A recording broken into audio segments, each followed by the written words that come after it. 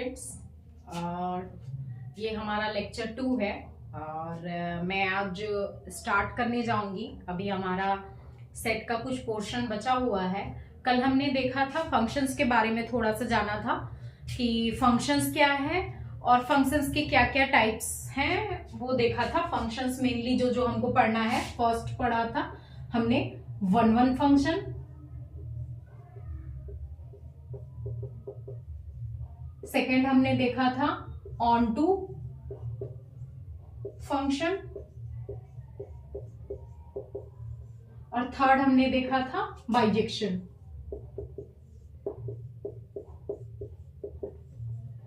तो one function की case में हमने देखा था, स्टडी किया था कि f कोई फंक्शन है from a to b। f is a function from a to b if it is one. Suppose ये वन है, तो वन के केस में क्या होता है, कार्डिनैलिटी हमने देखी थी कि cardinality of a is less than equal to cardinality of b। कैसे, वो हमने देखा था। जैसे वन क्या है, यहां पे सपोज a और ये सपोज b है। यहां पे elements a b c d 1 2 3 4 5, ठीक है।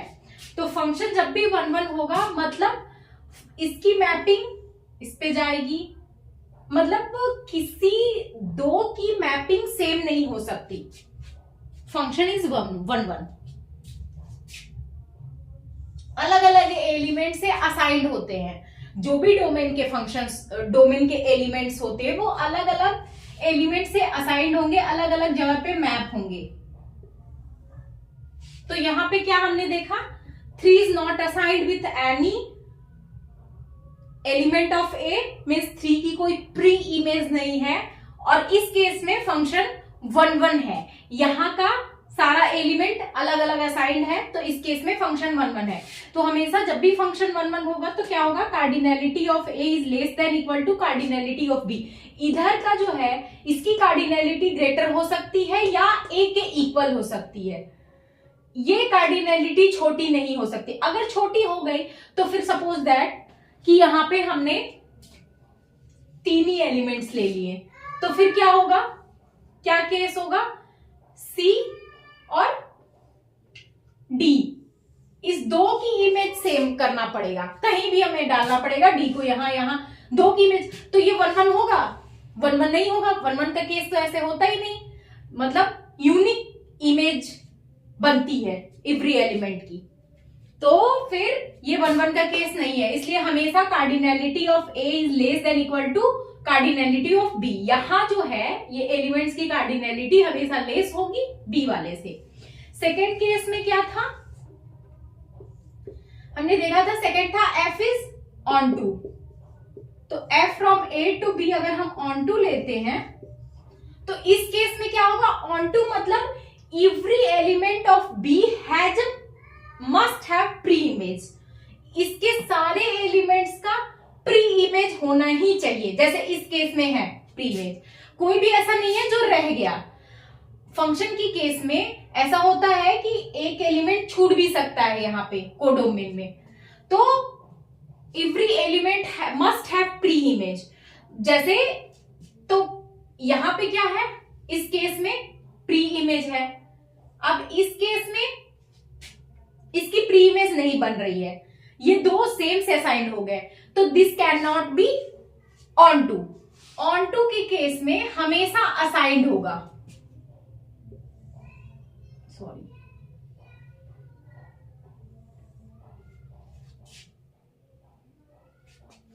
तो ऑलवेज ऑन टू के केस में क्या होगा, ऑलवेज कार्डिनैलिटी ऑफ b, इसकी cardinality is less than equal to cardinality of a। ये भी केस हो सकता है, अगर कम होगा तो भी हो सकता है ये d मान लो 2 से असाइंड हो जाए, तो ये भी ऑन टू का केस है, ये भी ऑन टू का केस है। तो ऑलवेज इसकी कार्डिनैलिटी जो होगी ऑलवेज लेस देन और इक्वल टू हो सकती है। फिर बाइजेक्शन क्या है? बाइजेक्शन मतलब function 1 1 and onto both हो, f from a to b 1 1 and onto. तो फर्स्ट केस में क्या होता है? a is less than equal to b। Second case में होता है a is greater than equal to b। तो इन दोनों को कंबाइंड करके क्या हो जाएगा? Cardinality of a is equal to cardinality of b। तो ऑन 1 1 ऑन 2 जब भी होगा, बोथ होगा, तो a और b की कार्डिनैलिटी सेम हो जाएगी। यहां तक हमने कल कर लिया था। अब हम आगे लिखते हैं सिमिलर सेट्स।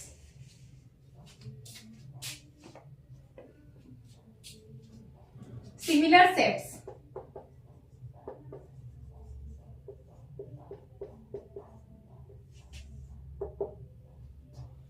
सिमिलर सेट्स क्या होते हैं?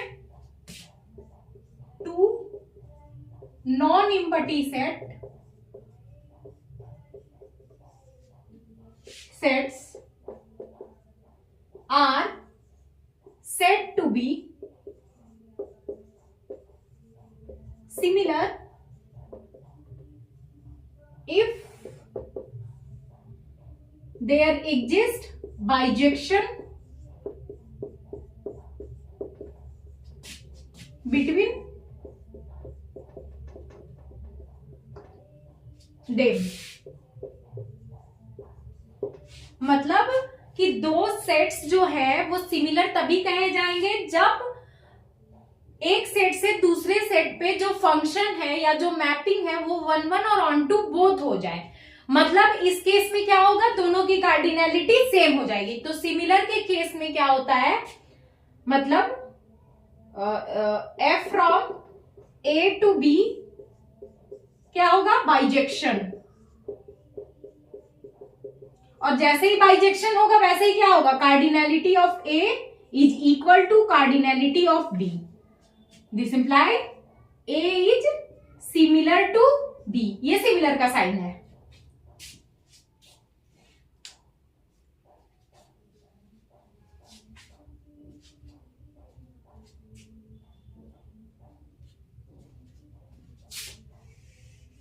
अब हम नेक्स्ट पढ़ते हैं फाइनाइट सेट। नोट डाउन करते चलिएगा आप लोग, ये सारी चीजें नोट डाउन करते चलिएगा, नोट्स बनाइएगा सारे अच्छे से। Finite set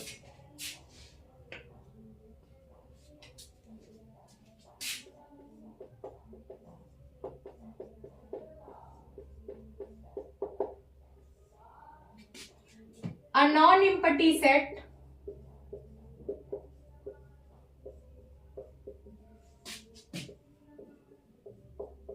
is said to be finite। अच्छा, मैंने नॉन इम्पटी लिखा है, ये मार्क करने वाला वर्ड है। इम्पटी सेट फाइनाइट होता है या इनफाइनाइट? तो इम्पटी सेट भी फाइनाइट होता है, उसके लिए मैं अलग से बताऊंगी। अभी मैं नॉन इम्पटी सेट लेके चल रही हूं। Set to be finite if it is similar to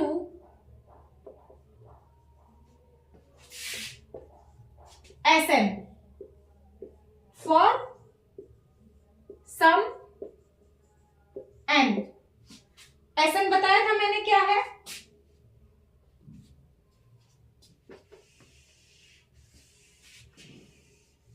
Sn जो था इसको बोलते थे इनिशियल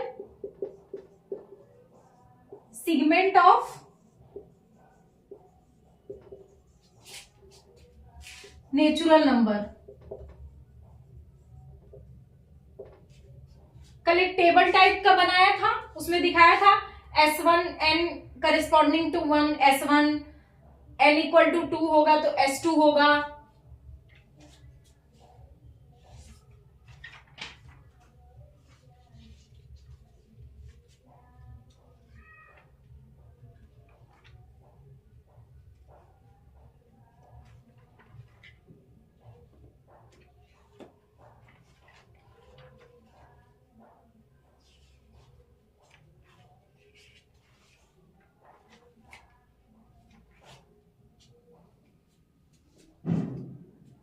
इसको और क्या लिख सकते हैं, that is A is similar to S N. और एस एन का मतलब इसकी कार्डिनैलिटी एन है, S1 की कार्डिनैलिटी 1, S2 की कार्डिनैलिटी 2, 1 2 ऐसे आते हैं ना।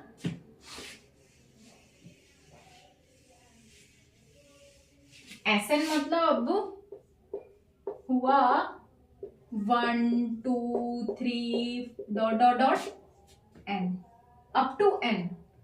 S1 मतलब था ओनली 1। तो अब यहां से A की कार्डिनैलिटी क्या हो जाएगी, A is similar to SN, मतलब cardinality of A is equal to cardinality of SN is equal to n। यानी फाइनाइट सेट की कार्डिनैलिटी SN के इक्वल होती है, और SN की जितनी कार्डिनैलिटी होगी वही उस फाइनाइट सेट की कार्डिनैलिटी हो जाएगी।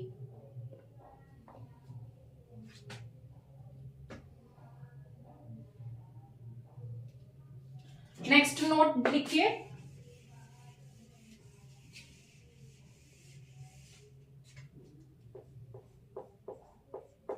दो नोट है। नोट 1, empty set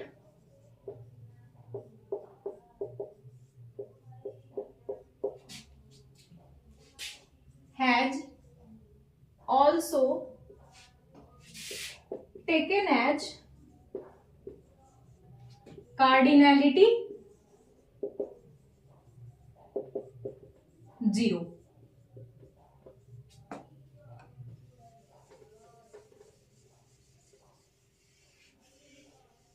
यानी फाइव की कार्डिनैलिटी क्या होती है, 0।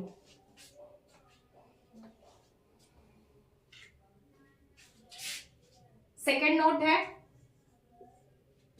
Every subset of finite set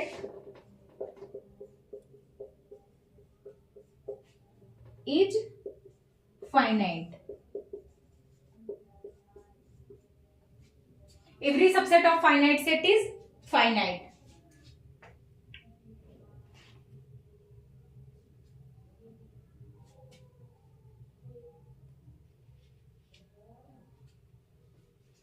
next note down कीजिए, infinite set.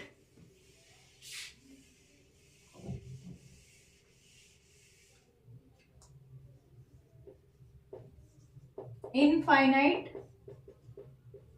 Set,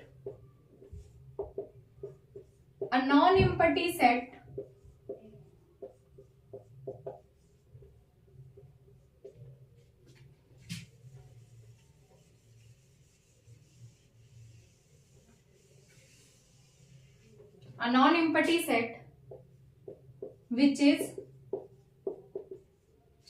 not similar to Sn for any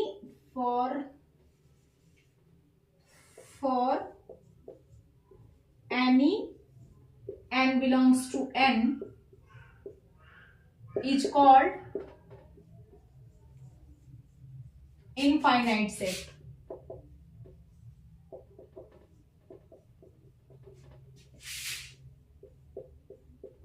मतलब इनफाइनाइट सेट जो है वो कभी भी किसी भी Sn के सिमिलर नहीं हो सकता फॉर एनी n।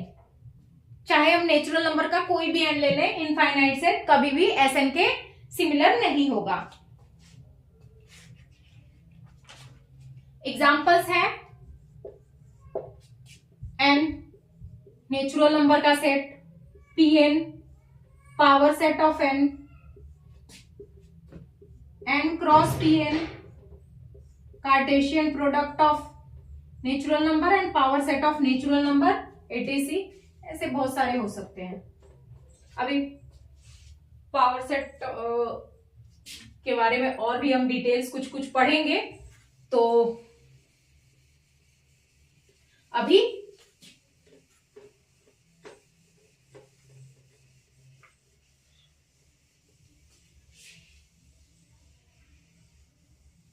ये सारे ऐसे सेट्स हैं कार्डिनलिटी क्या है, इनफाइनाइट है, इट्स नॉट फाइनाइट सेट, ये सारे इनफाइनाइट सेट हैं।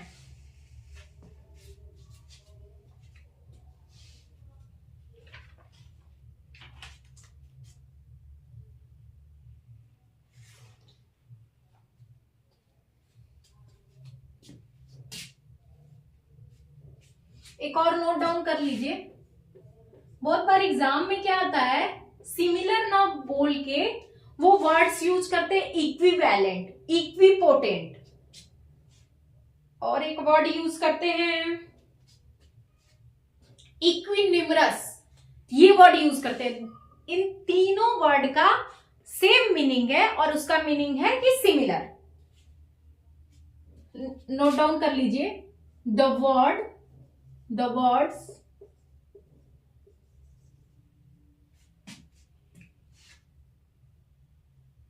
equivalent, नहीं, the words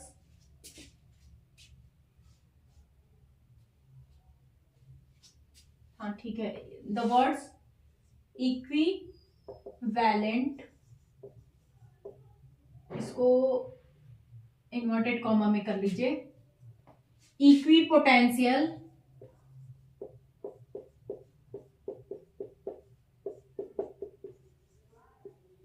equinumous,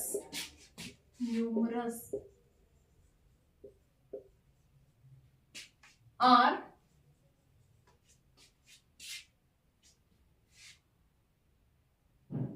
sometimes used for the word similar।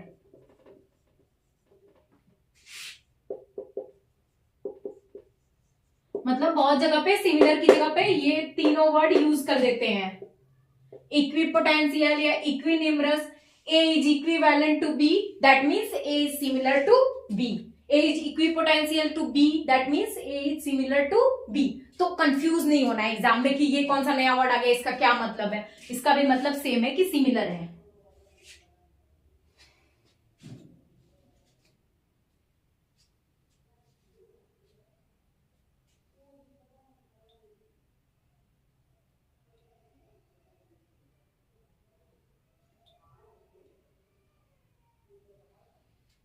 अब हम नेक्स्ट आते हैं कैंटर्स थ्योरम।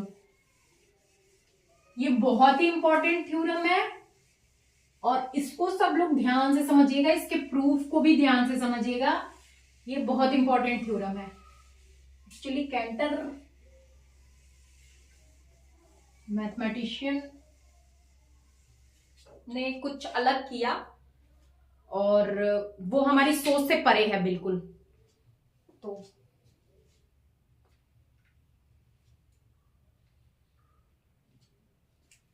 तो एटलीस्ट उनके थ्योरम्स को तो हम समझ पाए। कैंटर थ्योरम,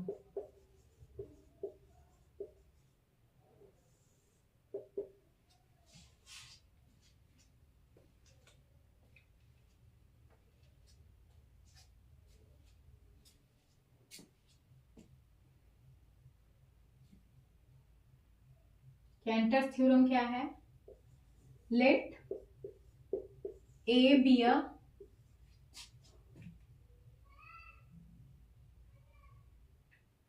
नहीं, ऐसे नहीं लिखते हैं,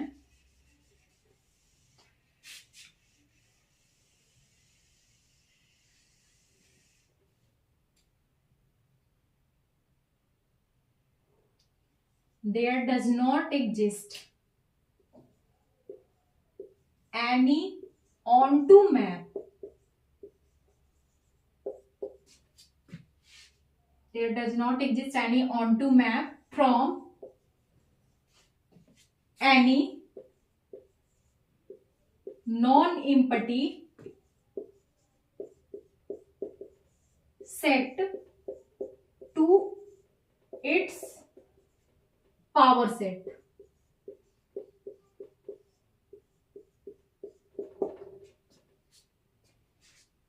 In other words,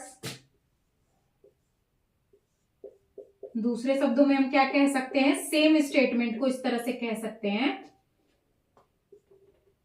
late A be a non empty set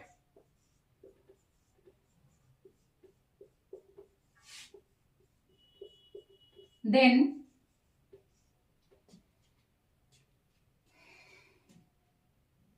there does not exist any onto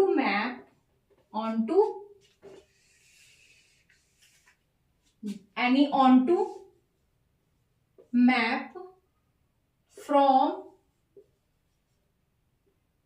A to its power set PA. Power set को हम कैसे डिनोट करते हैं, पीए। ये है कैंटर्स थ्योरम।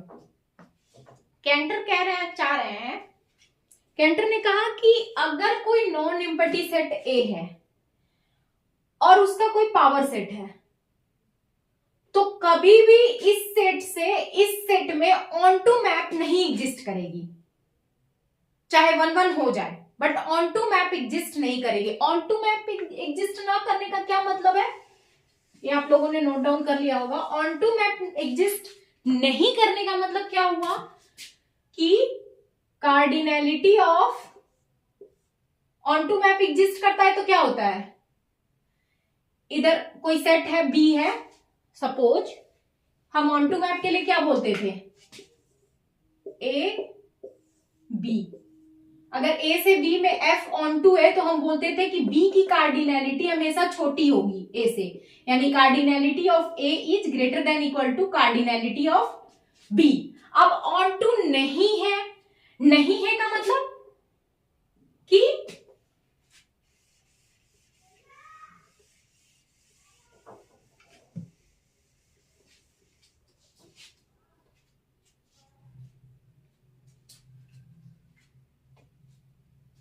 नहीं है का मतलब ये केस नहीं होगा तो क्या होगा, cardinality of A is strictly less than cardinality of P A, मतलब पावर सेट ऑफ ए।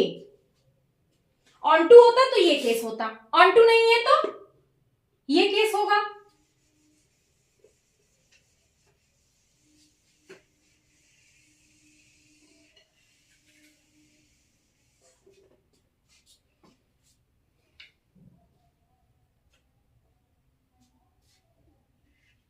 अब इससे क्या हम देख सकते हैं, चाहे ए फाइनाइट हो इनफाइनाइट हो, हर केस में पॉसिबल है। तो कार्डिनैलिटी ऑफ एन क्या होगा, always less than cardinality of PN, मतलब power set of N.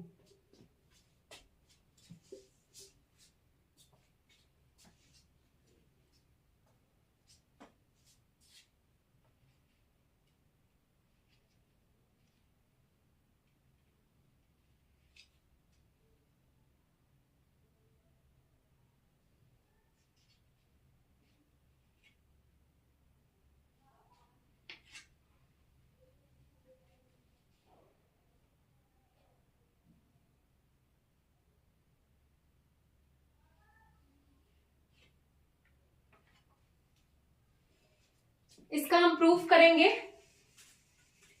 Canter ने एक और चीज बोली थी कि जितने भी इनफाइनाइट, हमने अभी क्या देखा कि कार्डिनैलिटी जो है, फाइनाइट नंबर्स की कार्डिनैलिटी तो हम निकाल सकते हैं, एसएन के सिमिलर होते हैं, बट इनफाइनाइट नंबर्स के लिए जो कार्डिनैलिटी है वो डिफरेंट इनफाइनाइट नंबर्स के लिए डिफरेंट सिंबल्स दिए गए, और उनकी कार्डिनैलिटी को बोला गया transfinite numbers.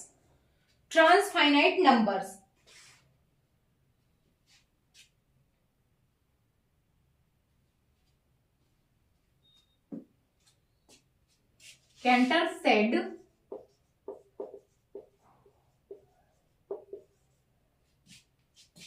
we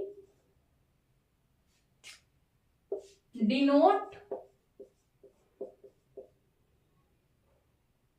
different symbols, या we use different symbols for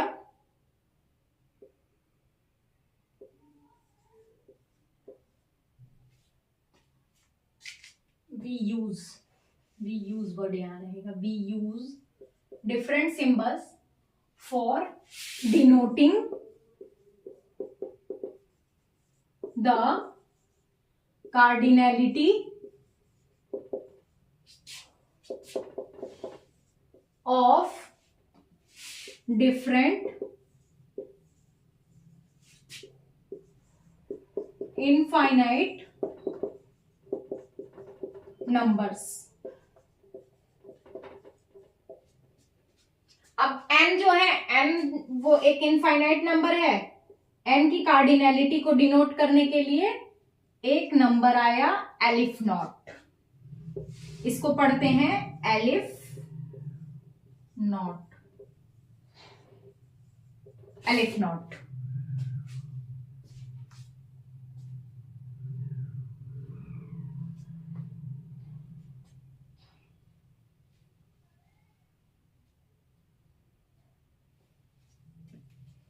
और ये जितने भी सिंबल्स आए, डिफरेंट सिंबल्स इनफाइनाइट नंबर्स को डिनोट करने के लिए, उन सबको ट्रांसफाइनाइट नंबर्स बोला गया। उन सबको कैंटर ने ट्रांसफाइनाइट नंबर्स बोला।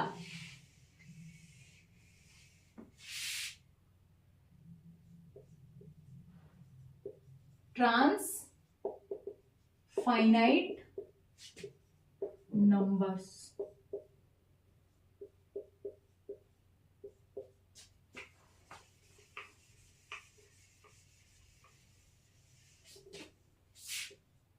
Symbols for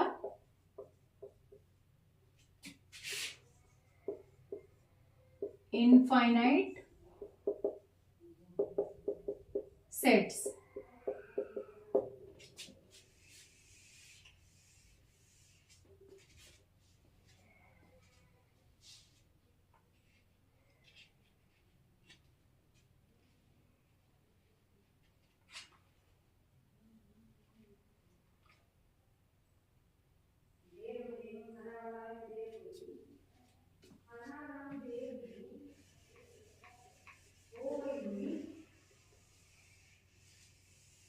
अब एक क्या है,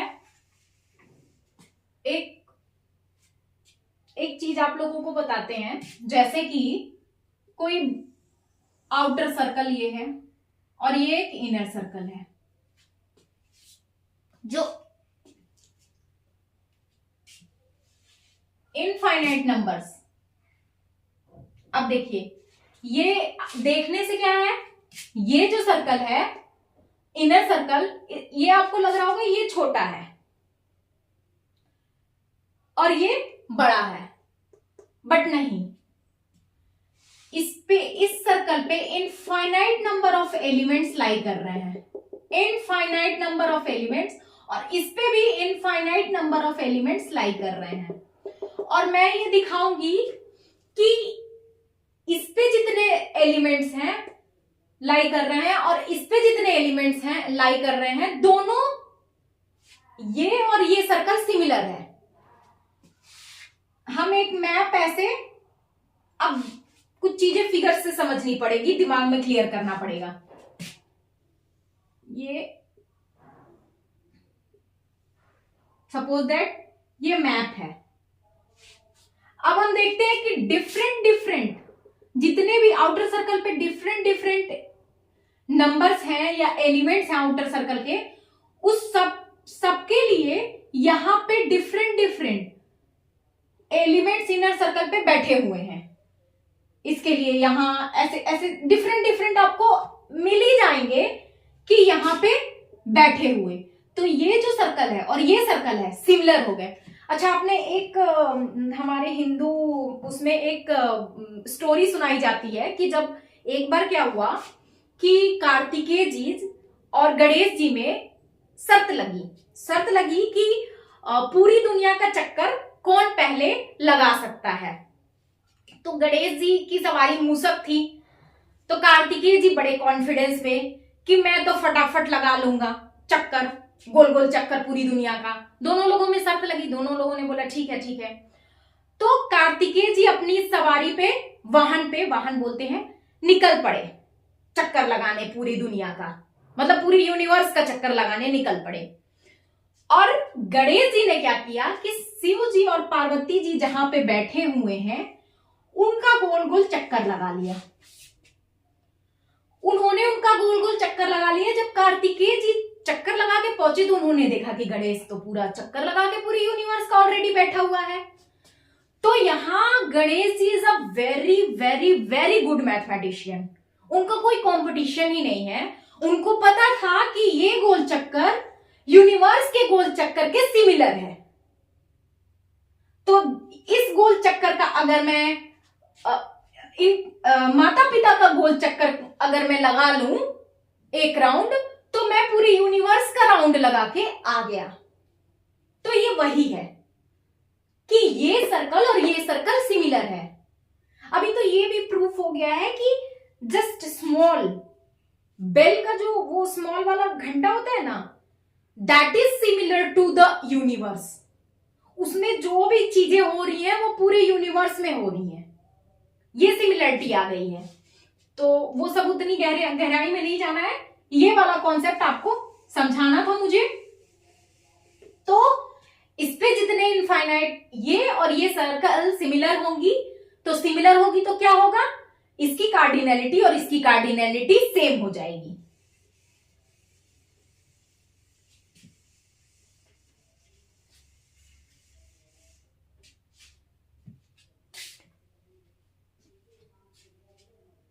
अब हम एक प्रूफ कर लेते हैं अपने मेन कैंटर्स थ्योरम का। Proof of Cantor's theorem. Cantor's theorem क्या था कि किसी भी नॉन इम्पटी सेट से उसके पावर सेट पे कभी भी ऑन टू मैप एग्जिस्ट नहीं कर सकती। तो ये चीज हमको दिखाना है। ये दिखाना है तो हम मान के चलेंगे कि सपोज एग्जिस्ट कर रही है। ओके, तो let F from A to P A is onto function.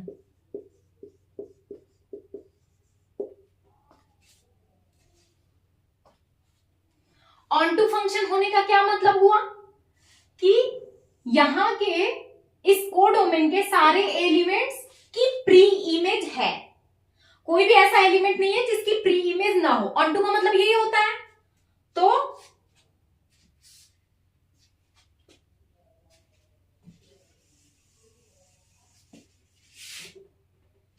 अब हम लेट ए बिलोंग्स टू ए, एक ए में एलिमेंट लिए, तो दिस इंप्लाइज, ये क्या इंप्लाई करेगा, F of A belongs to P A. ये यहां चला जाएगा, एफ ऑफ ए, एफ लगाने के बाद यहां जाएगा। अब यहां पे चूंकि फंक्शन है तो यहां का सारा एलिमेंट तो असाइंड होगा ही होगा। तो ये जो यहां पे जो भी एलिमेंट लेंगे उसका कोई ना कोई इमेज बन रहा होगा, और इमेज बन रहा होगा तो वो मान लीजिए एफ ऑफ ए है, और जो भी इमेज बनेगा वो इसमें जाएगा।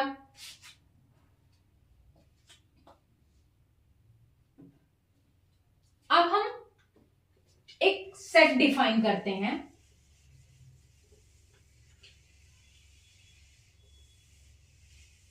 ये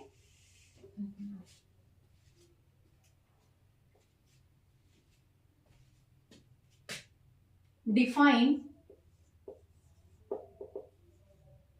y equal to those a belongs to a such that f of a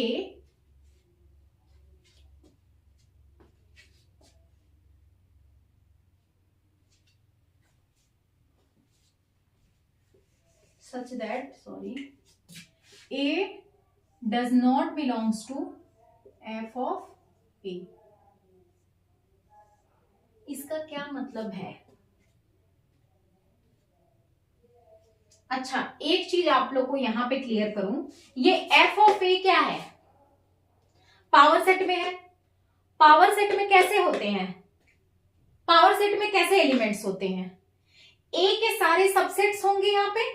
power set मैंने कल बताया था, जैसे ए कोई सेट है, इसमें ए बी सी 3 एलिमेंट्स हैं, तो पावर सेट में क्या आते हैं, पावर सेट में आएगा singleton A, singleton B, singleton C, singleton A B C और A C, A B C और इम्पटी सेट। ये सारे पावर सेट्स के एलिमेंट होंगे। तो ये सारे क्या है, सेट्स हैं, सेट है। और ये सेट, ये जो है सारे ए के सबसेट्स हैं। पावर सेट में ए के सबसेट्स ही लाई करते हैं ना, तो ए के सबसेट्स हैं। तो ये एफ ऑफ ए क्या हुआ, ए का सबसेट हुआ। जैसे ये पावर सेट में गया, ये ए का सबसेट हुआ, और ए का सबसेट हुआ तो हम ये देखेंगे ना कि जैसे हम देख सकते हैं कि इस वाले सबसेट में ए लाई कर रहा है कि नहीं कर रहा है, कर रहा है। इस सबसेट में ए लाई कर रहा है, नहीं कर रहा है। इस सबसेट में ए लाई कर रहा है, नहीं कर रहा है। इस सबसेट में ए लाई कर रहा है, कर रहा है। इस सबसेट में ए लाई कर रहा है, नहीं कर रहा है। तो हम चेक कर सकते हैं कि किस किस सबसेट्स में हमारे कौन कौन से एलिमेंट लाई कर रहे हैं। तो वैसे ही है, एफ ऑफ ए क्या है, एक सबसेट हो गया, सबसेट हुआ। जैसे ही वो पावर सेट में गया तो सबसेट हो गया। अब हम देखते हैं कि इस सबसेट में ए लाई कर रहा है कि नहीं कर रहा है।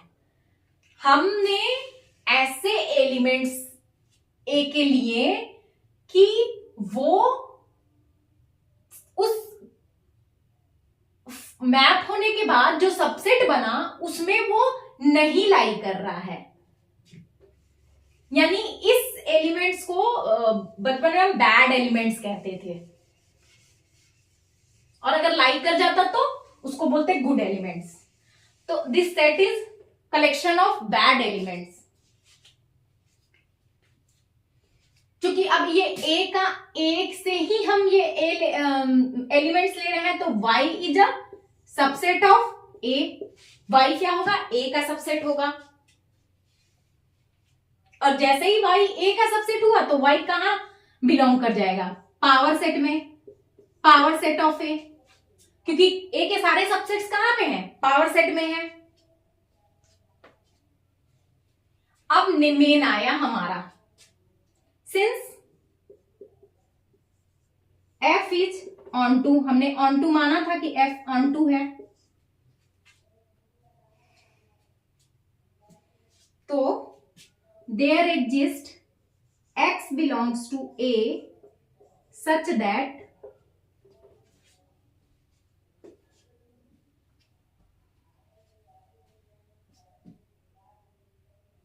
f of x is equal to y।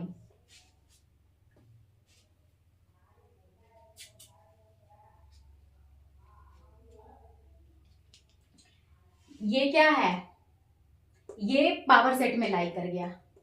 और पावर सेट में जैसे ही लाई किया और हमने माना था कि f ऑन टू है, ऑन टू है मतलब यहां के जितने भी एलिमेंट्स हैं उनकी प्री इमेज यहां पे है, प्री इमेज बन रही है। तो प्री इमेज बन रही है तो y क्या है, यहीं पे कहीं है।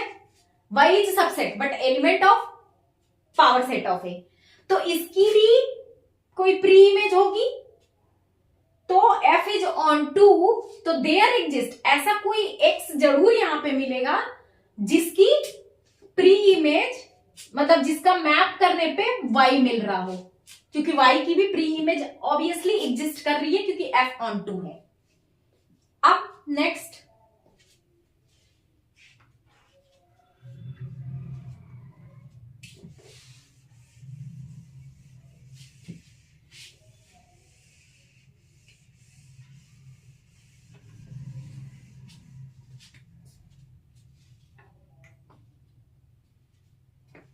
x belongs to A and x belongs to A and y is a subset of A। तो दो केस पॉसिबल हैं, x belongs to y एक ये केस हो सकता है और दूसरा हो सकता है x ए में है तो आइदर x किसी सबसेट में होगा, y में होगा, और या तो x does not belongs to y. If x belongs to y, this implies x belongs to f of x. और जैसे x belongs to f of x हुआ तो x does not belongs to f of x. y हमने क्या लिया था? y is a collection of bad elements. Bad elements क्या थे? Those a belongs to a such that f of a does not belongs to f of a. ये था ना? Such that a does not belongs to f of a. ये था y हमारा. तो जैसे ही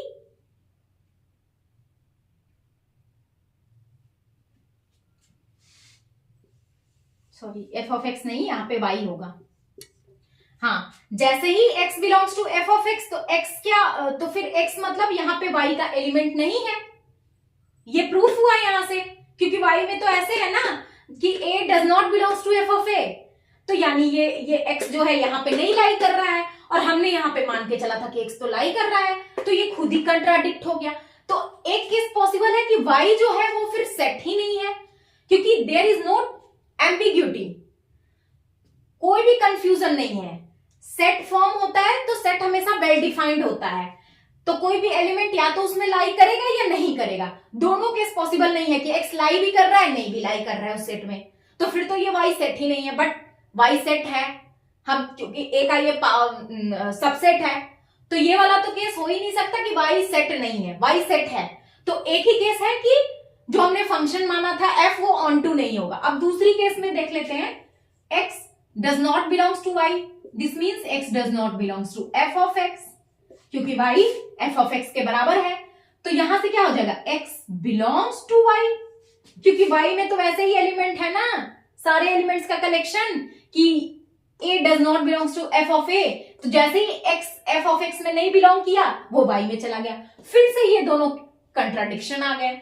तो इसका एक ही मतलब बनता है कि हमने जो कंसीडर किया था कि f जो है वो ऑन टू, हेंस वो गलत हमने कंसीडर किया था. Hence f is not onto. तो f जो है वो ऑन टू नहीं हो सकता है. तो इससे क्या प्रूफ हुआ? हेंस ये एक स्टेटमेंट देता, बहुत बड़ा स्टेटमेंट देता है. हेंस पोटेंशियल और कार्डिनैलिटी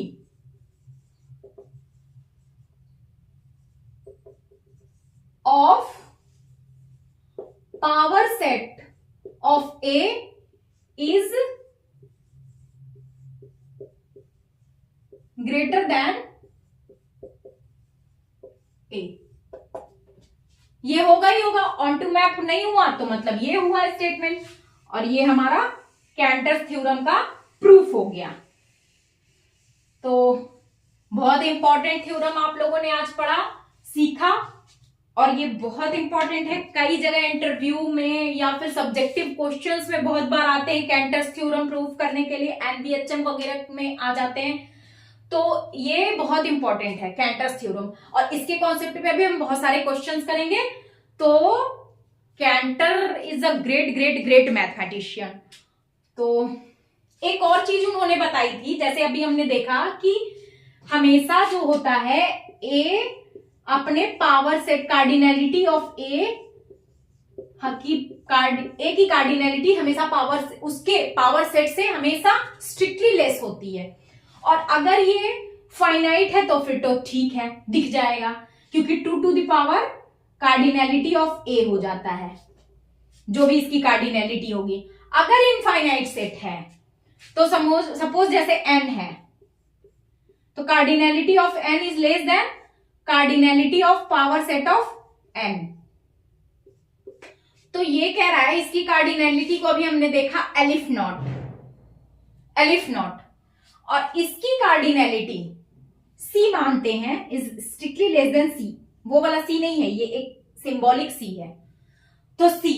अब कैंटर ने ये भी बोला, एक कैंटर की हाइपोथेसिस है कि there is no any proper infinite subset between N and P, मतलब इनके बीच और कोई ट्रांसफाइनाइट नंबर नहीं आ सकता। इसको भी ट्रांसफाइनाइट नंबर कहते हैं, इसको भी ट्रांसफाइनाइट नंबर कहते हैं।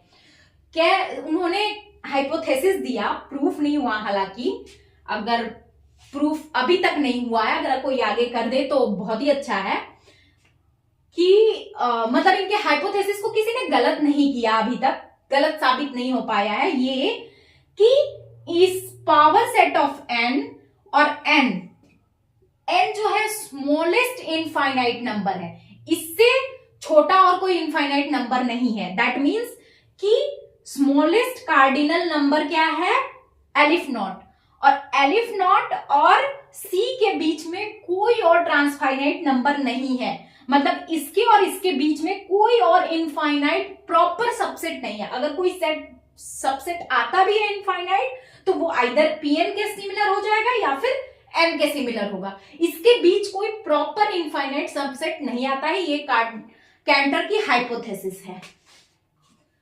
ओके, तो दैट्स ऑल फॉर टुडे, और कल फिर हम आगे से कंटिन्यू करेंगे।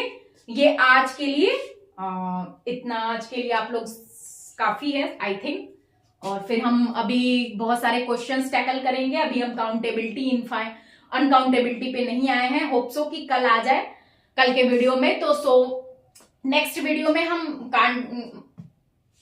काउंटेबिलिटी और अनकाउंटेबिलिटी पर मतलब वहां तक पहुंचने की कोशिश करेंगे, और आज हमारा ये मेन कैंटर्स थ्योरम हो गया है। So that's all for today, thank you.